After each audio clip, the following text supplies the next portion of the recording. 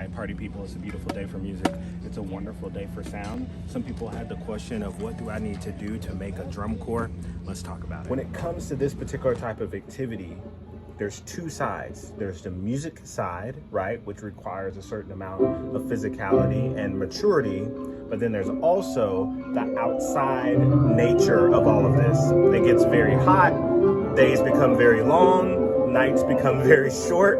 When things start to go a little bit wrong, they have to keep in their brain how you handle stress.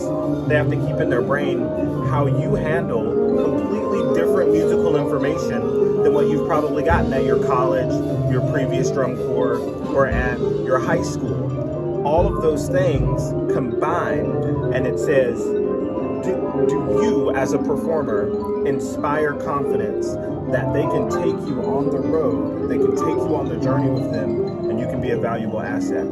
If you have style without clarity, it means nothing. If you have dynamics without clarity, it means nothing. Every single thing that we do dealing with the math portion of making music, right? Can you split time into fractions?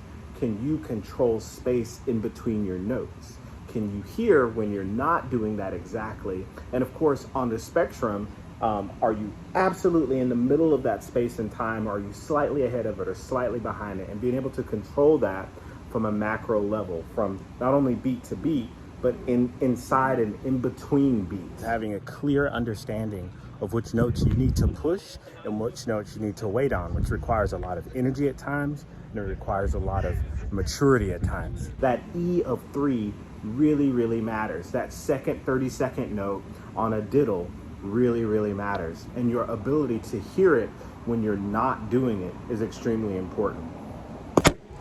If your rhythms are trash, you're getting cut. Nah. So to increase your clarity, you want to play exercises like this, also this one, and something like this. All of these exercises address you having to go from one situation into another situation and then into another situation.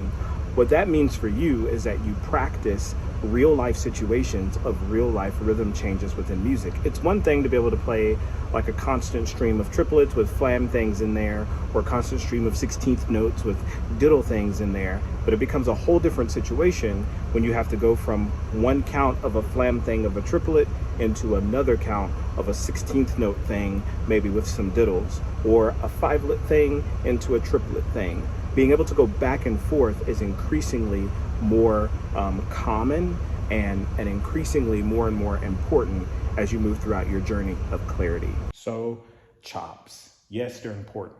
The ability to have physicality, I would however say, is just as important as the ability to have brakes. The ability to have gas, to push that NOS button, to have acceleration means nothing without being able to stop it or without being able to control it.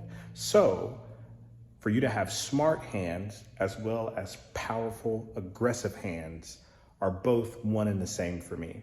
In fact, I believe in this so much that I pretty much pulled back on my YouTube channel making chop out videos. I meet so many people who have way more chops than their ability to listen and to have maturity of space in between their notes. I meet way more people with the ability to ram and to grid and to have all of these flams and really cool hybrid rudiments than their ability to balance and blend within an ensemble. Hopefully some of these things helped you out in your journey of musical excellence. As always, it's a beautiful day for music. It's a wonderful day for sound.